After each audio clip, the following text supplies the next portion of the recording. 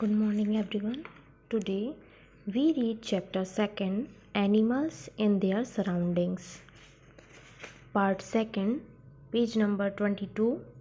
The topic is eating habits. खाने की आदतें. Animals have different eating habits. जानवरों की अलग अलग आदतें होती हैं खाने की. Their body parts are also suited to the type of food they eat. उनके शरीर के जो पार्ट्स होते हैं, भाग होते हैं, वे भी उनकी खाने की आदतों के आधार पर ही होते हैं. If we look carefully at the teeth of the animals shown above, we will see that they are different from each other.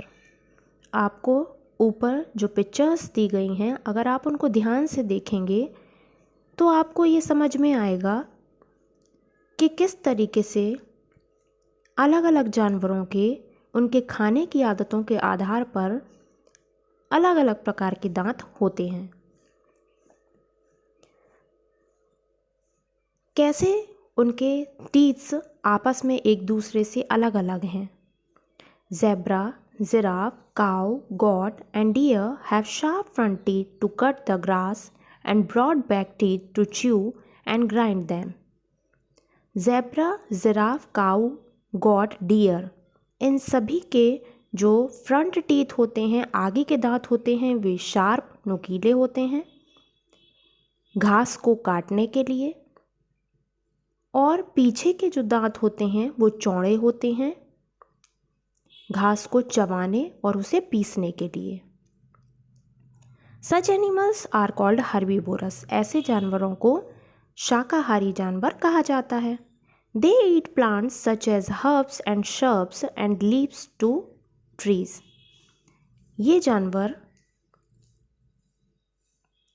छोटे छोटे पौधों, झाड़ियों और पेड़ों की पत्तियों को खाते हैं. They also have hard hooves under their feet to walk on uneven surface in search of food. इन जानवरों में कठोर खुर भी पाए जाते हैं. इनके जो पैर होते हैं, पैरों में कठोर खुर होते हैं जिससे ये असमतल सतह पर भी आसानी से चल लेते हैं अपने भोजन की तलाश में. Animals such as cat, tiger and lion eat the flesh of other animals. कुछ जानवर जैसे कि कैट, टाइगर एंड लायन, ये सभी दूसरे जानवरों का मांस खाते हैं.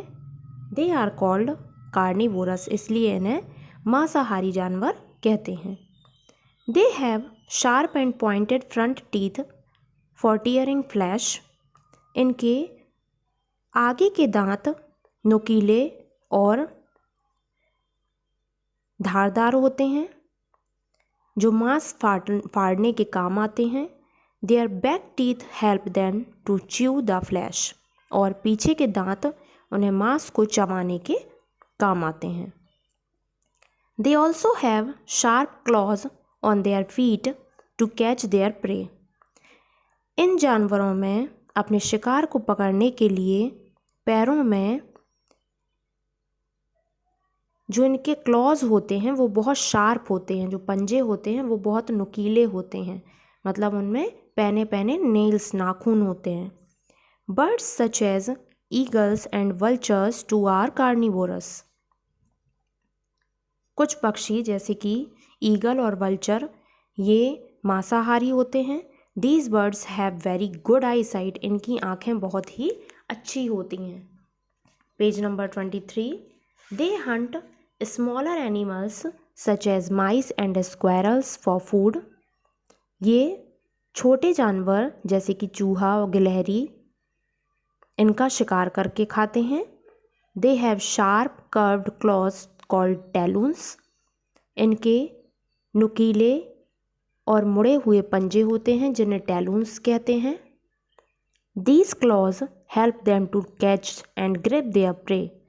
इनके पंजे शिकार को पकड़ने के काम आते हैं The hooked beak of these birds help them to tear the flesh.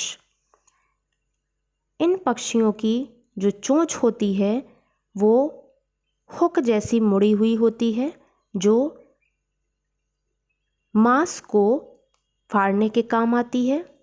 Birds that primarily hunt while flying at a height are known as birds of prey.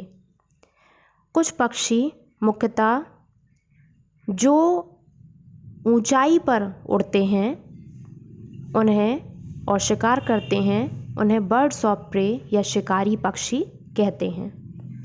Small animals such as rats and squirrels have sharp front teeth. कुछ छोटे जानवर जैसे कि चूहा और गिलहरी इनके दांत भी बहुत नुकीले होते हैं.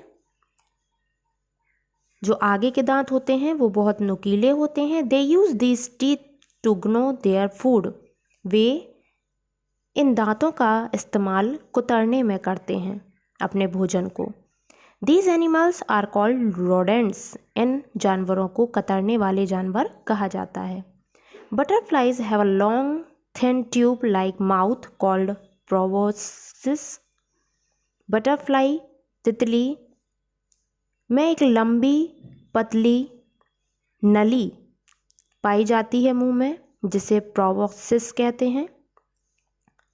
They use it to suck nectar from flowers. वे फूलों से रस चूसने के काम आती है. Mosquitoes have a needle-like tube that helps them to suck blood. मच्छरों में भी सुई जैसी एक नली होती है जो खून को चूसने में उनकी मदद करती है. आपको विद डायग्राम देखिए बताया गया है कि बटरफ्लाई में प्रोबोसिस होता है, स्क्वायरल के टीथ कैसे होते हैं, वीक और क्लॉज कैसे होते हैं ईगल के. अब नेक्स्ट टॉपिक आता है ब्रीदिंग मेथड्स, श्वसन की विधि. Breathing is the process by which animals take in and giving out air. जब जानवर हवा को अपने शरीर के अंदर लेते हैं और बाहर निकालते हैं तो इस प्रक्रिया को हम श्वसन कहते हैं. The air they breathe in supplies oxygen to their bodies. जब वह सांस लेते हैं तो उनके शरीर में ऑक्सीजन पहुंचती है. Aquatic animals gate oxygen from the air dissolved in water. उसी तरीके से जो जलीय जानवर होते हैं वो पानी में घुली हुई हवा में उपस्थित ऑक्सीजन को प्राप्त करते हैं. Different animals have different organs from breathing. विभिन्न जानवरों में भिन्न भिन्न प्रकार के अंग होते हैं सांस लेने के लिए. Birds, reptiles and mammals breathe through their lungs. चिड़ियाँ, सरीसृप और स्तनधारी जो होते हैं उन सभी में लंग्स पाए जाते हैं, फेफड़े होते हैं. Air enters the body through their nostril and reach the lungs through the wind pipe. हवा हमारे शरीर में नाक के थ्रू पहुंचती है और विंड पाइप के थ्रू वह लंग्स तक पहुंच जाती है. Lungs are richly supplied with blood through the blood vessel. फेफड़े ब्लड में, खून में उपस्थित ऑक्सीजन को ब्लड वेसल तक पहुंचाता है. Here oxygen from the air is absorbed by the blood and carbon dioxide from the blood is passed into the air. यहाँ से ऑक्सीजन जो होती है जो हवा के द्वारा, हवा में जो ऑक्सीजन होती है वो ब्लड के द्वारा एब्जॉर्ब हो जाती है और ब्लड में प्रेजेंट कार्बन डाइऑक्साइड नॉस्ट्रिल के थ्रू निकलकर बाहर हवा में मिक्स हो जाती है. Blood has a special substance called haemoglobin that combines with oxygen and carries it to all part of the body. Blood में एक विशेष प्रकार का पदार्थ पाया जाता है जिसे हीमोग्लोबिन कहते हैं. यह ऑक्सीजन के साथ मिलकर उस ऑक्सीजन को ब्लड के विभिन्न भाग तक पहुंचाता है। Lungs contract to give out carbon dioxide rich air which goes out of the body through the nostril. Lungs जो होते हैं वो कार्बन डाइऑक्साइड को बाहर निकालते हैं, जिससे कार्बन डाइऑक्साइड हमारे शरीर से नाक के द्वारा बाहर निकल जाती है। Insect have small holes called spiracles on their body. जो इंसेक्ट्स होते हैं मतलब कीड़े मकोड़े होते हैं, उनमें छोटे छोटे छिद्र होते हैं जिन्हें हम स्पाइरेकल्स कहते हैं। ये उनकी बॉडी में प्रेजेंट होते हैं। Spiracles lead into a network of tubes present all through the body. ये स्पाइरेकल्स जो होते हैं ये एक तरह का पतली पतली ट्यूब्स का एक नेटवर्क होता है। पतली ट्यूब्स का एक नेटवर्क होता है जो पूरी बॉडी में प्रेजेंट रहता है, और इन ट्यूब्स को हम ट्रैकिया कहते हैं। This tube is called trachea. Air enters the spiracles and then passes through the trachea. Air जो होती है वो इन स्पाइरेकल्स के थ्रू पास होकर ट्रैकिया में पहुंचती है। Oxygen from the air is absorbed by the tissue of the body. Oxygen जो कि हवा में प्रेजेंट होती है, जब यह हवा बॉडी में पहुंचकर बॉडी के ऊतकों में पहुंचती है तो यह एब्जॉर्ब कर ली जाती है। Carbon dioxide is removed through the spiracles from the body. और कार्बन डाइऑक्साइड जो होती है वो स्पाइरेकल्स के थ्रू बॉडी से बाहर रिमूव हो जाती है।